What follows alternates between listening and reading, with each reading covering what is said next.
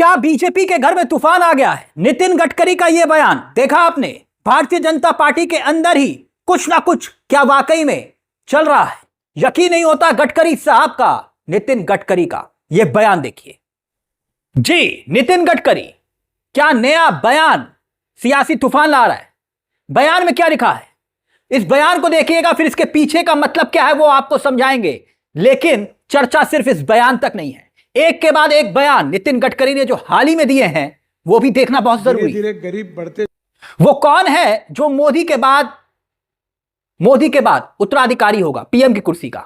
गडकरी। ये कौन कह रहा है वो भी आपको दिखाएंगे, मगर उससे पहले जरा इस बयान पर गौर फरमाएं, क्योंकि यह बयान बहुत बड़ा बयान है।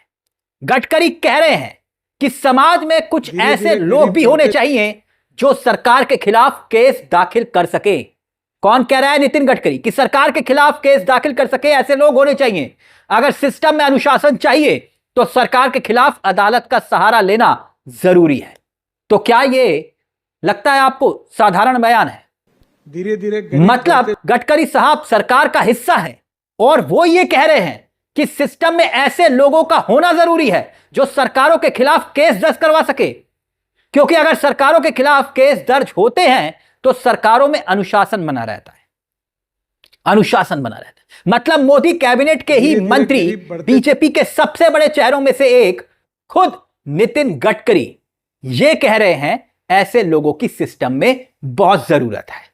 बात साधारण है, बात इतनी नहीं है। अब कुछ रोज एक पुराना बयान याद दिलाना चाहूंगा इन्हीं गडकरी साहब का। गडकरी कह रहे थे, यही कह रहे थे ना, कि देश में गरीबों की संख्या बढ़ रही है और धन कुछ अमीर लोगों के हाथ में केंद्रित होता हुआ दिखाई दे रहा है, जो सही नहीं है। सुनिए यह बयान। धीरे धीरे गरीब बढ़ते जा रहे हैं और कुछ धनवान लोगों के हाथ में। तो यह बयान किसके लिए? क्या अडानी और अंबानी के लिए गडकरी कह रहे थे और संदेश मोदी के लिए था? अब बस कीजिए, यही संदेश था कि बस कीजिए 13 जुलाई की। अब एक और खबर दिखाते हैं। खबर की हेडलाइन देखिए, सत्ता में आकर लोग अहंकारी हो जाते हैं, मांगने से नहीं मिलता सम्मान। किसने कहा? नितिन गडकरी। सत्ता में रहकर लोग अहंकारी हो जाते हैं। तो क्या एक के बाद एक बयान कोई सामान्य घटना लगती है? मगर अब तो नितिन गडकरी का यह बयान सियासी तूफान लेकर आएगा, यह तय है। जानते हैं क्यों? क्योंकि जहां पर सरकार के खिलाफ जुबान खोलने पर, सोशल मीडिया पर कुछ कहने पर, सवाल पूछने पर, कोई ट्वीट भी कर देता है, सरकार की आलोचना भी कर देता है, तो उसे जेल में डाल दिया जाता है। लोगों को डर लगता है, लोगों के मन में डर बैठ गया है कि हो सकता है कि कोई ना कोई उस पर भी केस वेस दर्ज करवा देगा। और यही नितिन गडकरी साहब सलाह दे रहे हैं कि सरकार के खिलाफ केस दर्ज करवाने की बात कर रहे हैं। अब किसी में इतनी हिम्मत हिमाकत कहा कि इस देश में आज के दौर में ऐसा संभव हो जाए? गडकरी जी आप खुद ही बताइए।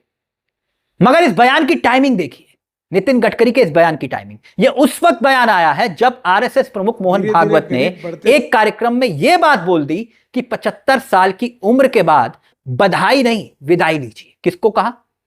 तब भी यह माना गया कि यह बयान पीएम मोदी के लिए एक संदेश था कि अब रिटायरमेंट की उम्र आ गई है, कि आप रिटायर हुए। और इन्होंने एक बयान दिया, गडकरी साहब ने भी, और ऐसा ही तूफान अब ठीक उसी वक्त आया। लेकिन कांग्रेस के विधायक क्या कह रहे हैं कि गडकरी को पीएम बना दो, पीएम बनाने की वकालत कर रहे हैं। यकीन नहीं होता तो यह सुर्खियां देखिए। कांग्रेस कर्नाटक में कांग्रेस के ही विधायक बेलूर गोपाल कृष्ण सुझाव दे रहे हैं कि अगर पीएम मोदी, नरेंद्र मोदी को 75 साल की उम्र के बाद पद छोड़ना ही है, जैसे आरएसएस प्रमुख कह रहे हैं, तो केंद्रीय मंत्री नितिन गडकरी सबसे बेस्ट ऑप्शन है। उनके आदर्श उत्तराधिकारी होंगे। कौन कह रहा है? गोपाल कृष्ण। कौन कह रहा है? कांग्रेस के विधायक, कि गडकरी को देश का अगला प्रधानमंत्री होना चाहिए।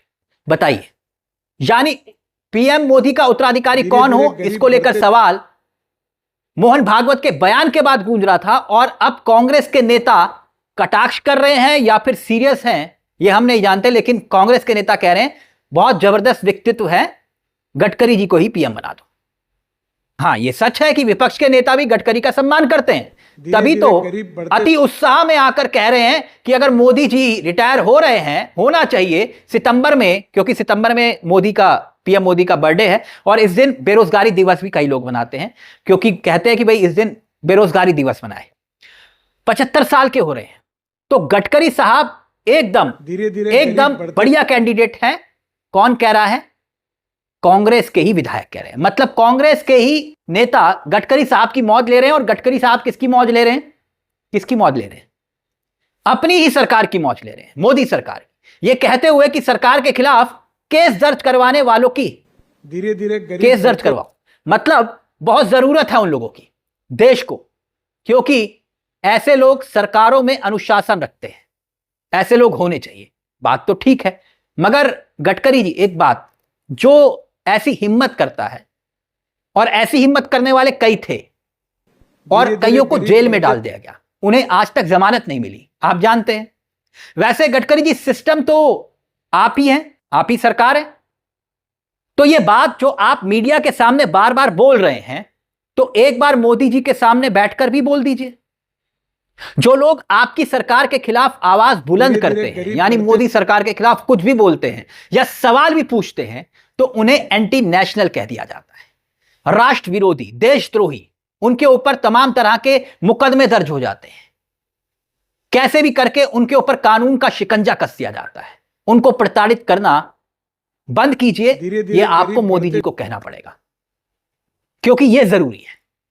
इससे आपकी सरकार अनुशासन में रहेगी। यह बात सिर्फ मीडिया के आगे देकर बयान को खत्म करने की नहीं है, बात को खत्म करने की नहीं है। सवाल यह है कि एकाएक बयानों की रफ्तार गडकरी जी की तरफ से तेज क्यों हुई है?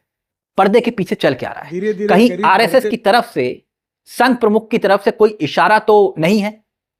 खैर, वैसे भी सच्चा लोकतंत्र वही है जहां पर सवाल पूछने की आजादी हो। बिल्कुल सही कहा।